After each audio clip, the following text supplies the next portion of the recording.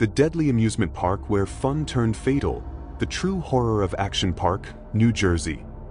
Deep in the rolling hills of Vernon, New Jersey, there once existed an amusement park unlike any other, a place where thrill-seekers flocked, but not all left unscathed.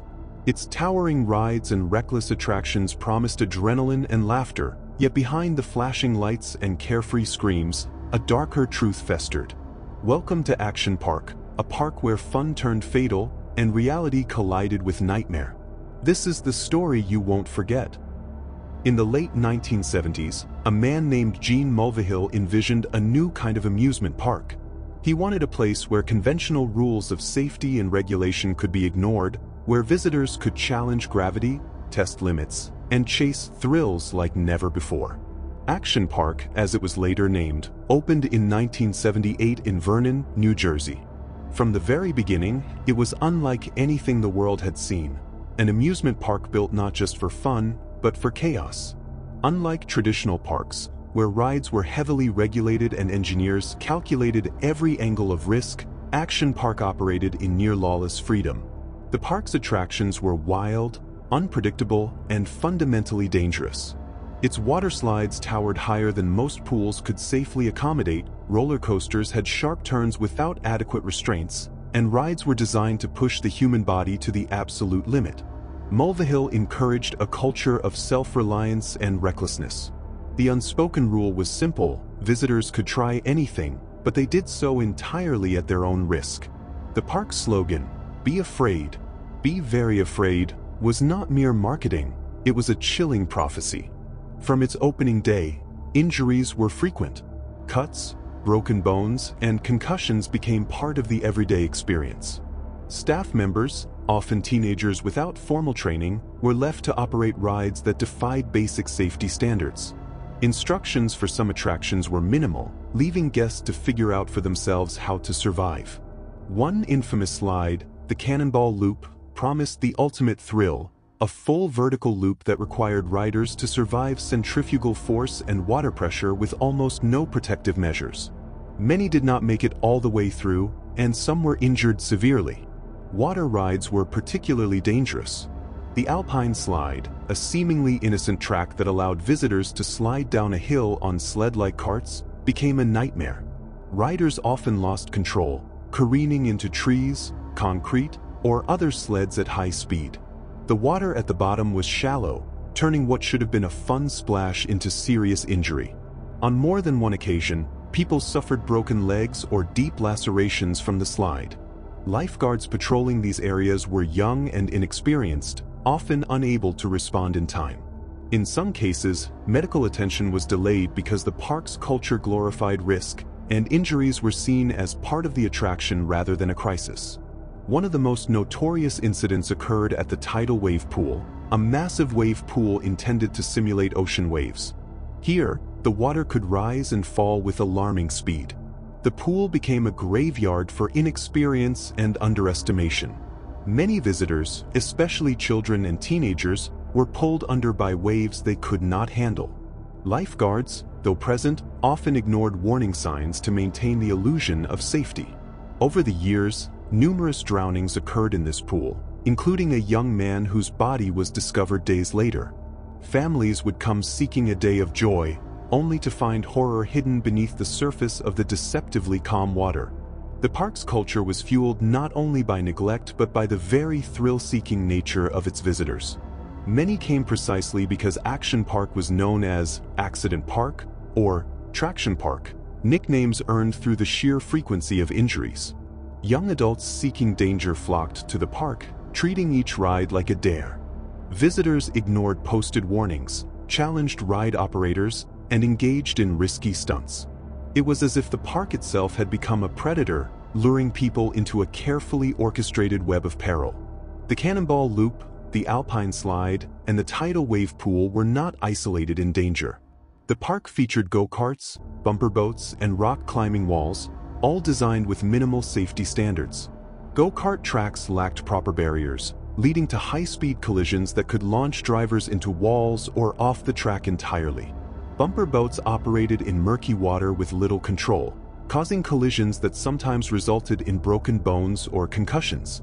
Even the climbing walls lacked adequate harnesses, leaving participants to fall from dangerous heights. Injuries were not rare accidents. They were a predictable outcome of the park's design philosophy. Stories of tragedy spread quickly. Newspaper articles, local news broadcasts, and word of mouth painted a portrait of a park where the line between entertainment and injury blurred completely. Parents were horrified but often powerless. Action Park drew crowds not only from New Jersey but from across the nation. Visitors were enticed by the promise of extreme fun, and many willingly risked life and limb for the thrill of surviving a ride that defied reason. Employees themselves were caught in a cycle of danger. Many young staff members suffered injuries during training or while operating rides, yet the culture of the park downplayed these incidents, framing them as rites of passage. Medical emergencies became a routine part of the park experience. Ambulances were stationed on site, but even they struggled to cope with the frequency and severity of injuries. Some staff members had to perform impromptu first aid with minimal supplies. Broken bones were set in temporary splints, and concussions were often dismissed until a guest could be transported to a hospital. This casual approach to injury became part of the park's mythology, fueling the perception that Action Park was a place where danger was not only expected but embraced. Even the staff hierarchy contributed to the park's dark reputation. Supervisors often encouraged risk-taking, rewarding employees who allowed guests to push the limits of the rides. Safety inspections were rare, and when they did occur, many violations were ignored or circumvented. The park's legal team and management often dealt with lawsuits by settling quietly, allowing the culture of recklessness to continue unchecked. This systemic negligence created an environment where tragedy was almost inevitable. Visitors' accounts paint an unrelenting picture of horror and chaos. One teenager recounted being hurled down the alpine slide, losing control halfway down, and striking a concrete barrier with terrifying force. Another recalled the terrifying waves of the tidal wave pool, where strong undercurrents pulled guests under with no warning.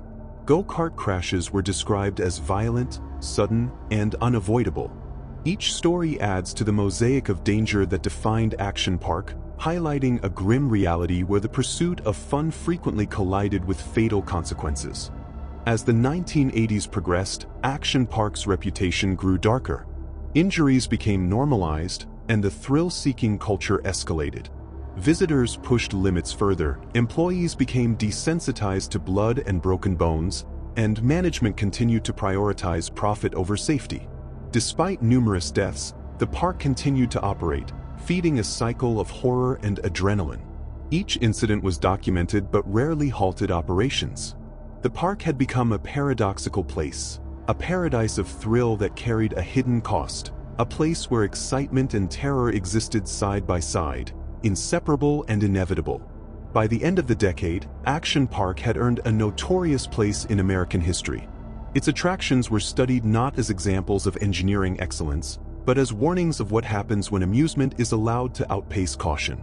Visitors and employees alike carried the memories of broken bones, near drownings, and terrifying rides. The legacy of Action Park was cemented not by laughter or joy, but by the dark reality that thrill, unchecked, could transform into horror.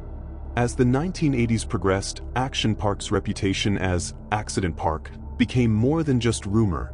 It was a grim reality that locals, tourists, and employees could not ignore. Injuries were no longer just occasional mishaps, they were a daily fixture. Broken limbs, concussions, dislocations, and even deaths became part of the park's identity.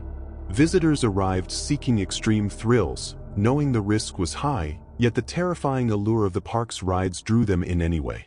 The park's attractions were designed to thrill, but they lacked restraint, and the consequences of that negligence would haunt everyone involved. The Alpine Slide, which had claimed countless victims in its early years, remained one of the park's most dangerous attractions. Riders would climb a steep, winding path to launch themselves down an elevated concrete track on a sled, relying entirely on friction and their own control. There were no safety harnesses, no guardrails to prevent catastrophic falls, and no speed regulators. Many visitors misjudged the curves or the force of gravity, flying off the track and colliding with trees, rocks, or other riders. Paramedics frequently treated broken arms, shattered legs, and skull fractures, yet the slide remained operational, its warnings understated and insufficient.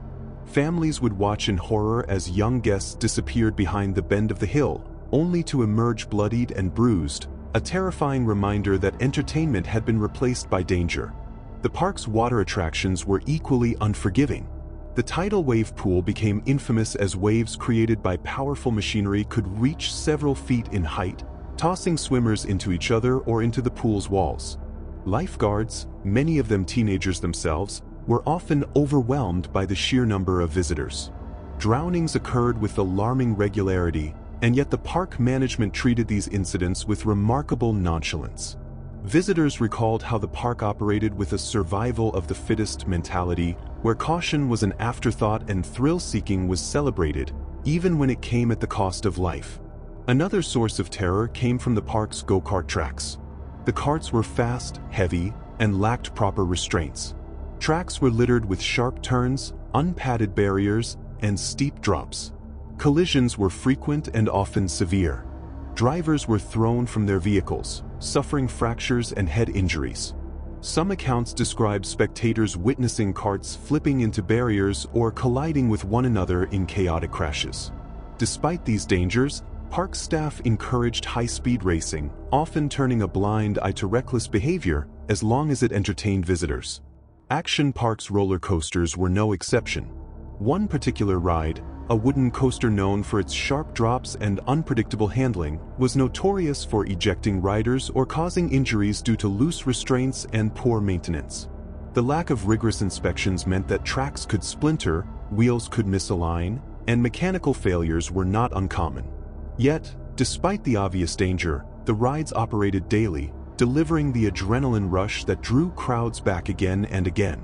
The thrill of risk became inseparable from the park itself, creating a macabre sense of excitement for those willing to test their limits. Employees often bore the brunt of the park's disregard for safety. Lifeguards and ride operators were typically teenagers with minimal training, expected to manage crowds and enforce rules they themselves barely understood. Many staff members suffered injuries during routine operations. One lifeguard, stationed at the tidal wave pool, recalled being slammed into the pool wall by an out-of-control guest. Another employee broke a leg while attempting to stop a runaway go-kart. Injuries among staff were so common that they became almost normalized, a chilling indication of how deeply danger was woven into the fabric of the park. The legal system began to take notice, but Action Park's management often found ways to evade lasting consequences. Lawsuits were settled quietly, and fines were insufficient to change the park's operational philosophy. State regulators struggled to enforce compliance, hampered by loopholes, insufficient resources, and Mulvihill's persistent defiance of conventional rules. Each incident, whether an injury or a death, became part of a growing statistic that visitors treated as warnings rather than deterrents. The park thrived in its notoriety, attracting thrill-seekers who viewed every caution sign as a challenge to overcome rather than a protective measure. Fatalities, while not frequent compared to the sheer volume of visitors, were a grim testament to the park's extreme danger. In 1980, a young man died attempting the Cannonball Loop, a ride that had already caused severe injuries in earlier trials. Investigations revealed that the ride's design was fundamentally flawed, but it remained open until legal pressure forced a temporary closure. Other deaths, particularly drownings in the tidal wave pool, were often preventable yet were treated as tragic accidents rather than systemic failures. Each fatality added to the park's dark mystique, reinforcing the perception that Action Park was a place where entertainment and death were intertwined. Perhaps the most horrifying aspect of Action Park was the normalization of fear. Visitors, staff, and even local residents began to accept injury and danger as inevitable. Stories circulated about people being struck by debris, impaled on broken ride components, or trapped in machinery. Some witnesses recalled the sound of screams echoing through the park, punctuated by the sharp crack of bones and the panicked shouts of lifeguards and employees trying to respond. The park's very design encouraged risk, and the thrill of survival became part of the experience, creating a sinister feedback loop of adrenaline and terror. Alcohol and peer pressure intensified the danger. Teenagers and young adults, eager to test their courage, often engaged in reckless stunts, diving into pools from extreme heights, attempting to outrun rides, or pushing sleds beyond safe speeds. Employees sometimes turned a blind eye, celebrating daring feats rather than enforcing rules. The culture of risk, amplified by the park's extreme attractions, created an environment where injury was not just common but celebrated, and survival became a personal badge of honor.